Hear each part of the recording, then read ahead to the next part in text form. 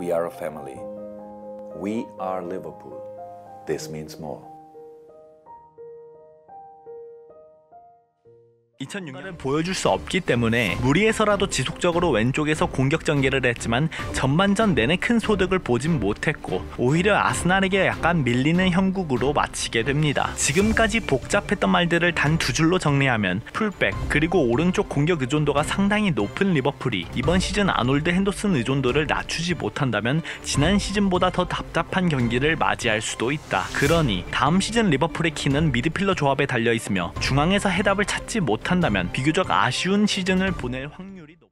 두 번째는 플랜 B, 더블 볼란치. 전반전은 핸더슨과 아놀드의 부재를 크게 느끼며 아스날에게 일격을 맞았던 리버풀. 후반전 초반, 바이날둠을 보다 전진시키며 자카를 통한 빌드업을 막으려 시도했고 기존의 수비 라인을 더 끌어올려 아스날의 후방 빌드업을 방해시키며 분위기 반전을 하려 노력했습니다. 하지만 생각보다 아스날은 엘네니와 측면 수비수들을 통해 압박을 잘 풀어냈죠. 그러자 곧장 클롭은 선수 교체로 변화를 주었습니다. 본래 풀백과 3톱 그리고 미드필더의 전진을 통해 5명에서 7명까지 순간적으로 공격 자원을 늘리는 리버풀이지만 이날 아놀드의 부재로 인해 오버로드 투 아이솔레이션 포지션을 자주 만들어낼 수 없었습니다.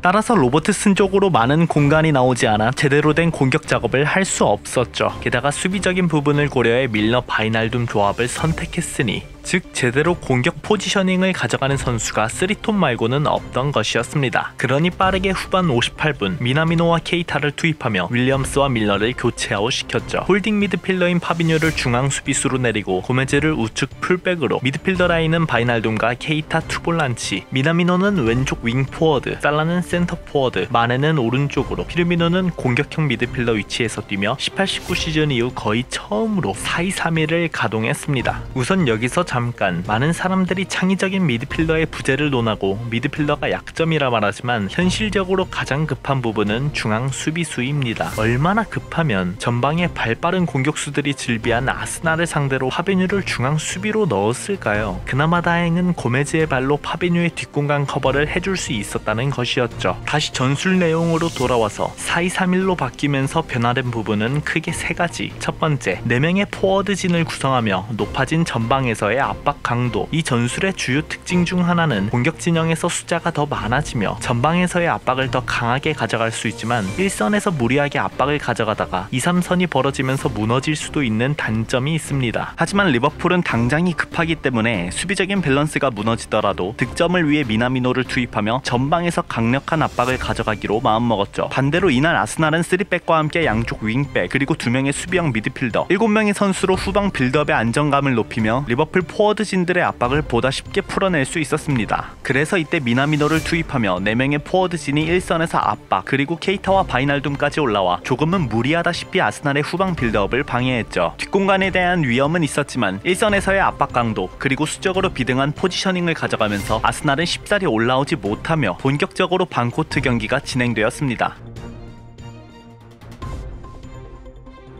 두 번째 변화는 자유로워진 피르미노와 유연해진 살라와 미나미노의 움직임. 본래 오른쪽에 위치한 윌리엄스와 바이날둠이 공격보다는 수비에 치우쳐져 있는 포지셔닝을 가져가다 보니 살라까지도 부진할 수밖에 없었습니다. 하지만 윌리엄스와 밀러를 빼고 투볼란치로 변경하자 마네가 오른쪽으로 포지션을 변경하게 되었고 답답해하던 살라는 중앙으로, 바이날둠은 왼쪽에서 보다 더 수비적인 배치, 케이타는 전천후로 2-3선을 오갈 수 있게 되었습니다.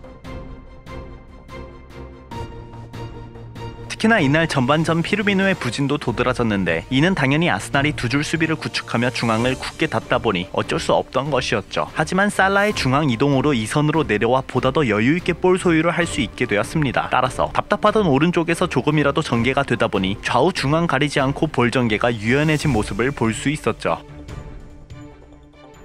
이제는 이날 보여준 미나미노의 움직임과 관련해서 보도록 하겠습니다. 높은 위치에서 볼을 빼앗았고 순간적으로 공간에 위치한 미나미노. 로보의 패스를 받고 움직임을 통해 바깥으로 움직이고 다시 로보에게 전해주고 공간 침투. 다시 한번 피르미노와 2대1 패스를 주고받고 미나미노가 박스 안으로 침투하는 것을 볼 수 있습니다. 결과적으로는 클리어링 당했지만 이와 같은 2대1 패스를 통한 수비라인 파괴는 리버풀에게 또 다른 공격 옵션이 될 예정입니다. 또 다른 장면으로 피르미노가 바깥에서 볼을 받고 받고 수비수와 미드필더 사이 공간에서 볼을 받으려 하는 미나미노. 볼을 받고 키핑한 뒤 사이드로 공을 건네주죠. 이 패스를 고메즈가 받고 마네까지 연결. 고메즈는 공간 침투를 하며 오바메양을 끌어주고 살라는 바깥으로 움직이며 자카를 묶어주었습니다. 여기서 미나미노의 움직임이 중요한데 고메즈의 움직임 하나로 오바메양과 티어니를 이끌며 뒷공간이 형성되었죠. 이 순간 미나미노는 빠르게 침투하는 움직임. 이후 좋은 턴을 통해 찬스를 만들어냈고 이 순간에도 엘네리를 박스 안쪽으로 이끌어내며 바깥에도 밀집된 공간 속에서 넓은 공간을 만들어냈습니다. 이때에도 순간적으로 반칙을 이끌어낼 수도 있었지만 곧장 일어나서 다시 패스 연결을 했죠. 이 장면을 보고는 미나미노가 올 시즌 어느 정도 출전 보장만 만든다면 좋은 결과물을 보여줄 것이라고 확신했습니다.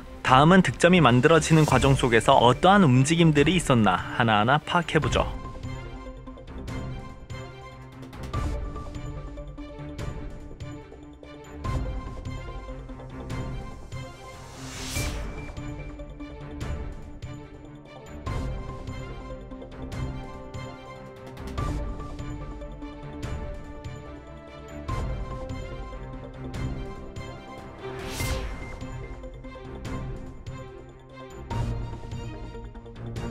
이 내용들을 하나하나 파고들면 살라의 왼발이 얼마나 수비수 입장에선 머리 아픈 카드인지, 미나미노의 움직임도 얼마나 좋아지고 있는지, 주변 동료들의 순간적인 침투 하나가 어떤 결과물을 만드는지 알 수 있습니다. 이와 같이 투볼란치로 변경하고 나서 전방에서 다양한 플레이를 할 수 있게 되었고, 특히나 미나미노의 주특기인 비좁은 중앙에서의 침투, 연계를 볼 수 있어 너무나도 좋았습니다. 하지만 또 한편으로는 미나미노가 왼쪽 윙포워드로 나서며 좋은 모습을 보인 것은 맞지만 마네와 같이 측면에서 수비수와 1대1 아이솔레이션을 하며 수비를 벗겨내거나 끌어줄 만한 스피드적인 드리블을 가지고 있지 않다 보니 로버트슨을 통한 왼쪽 돌파가 주춤해질 수 있다는 점.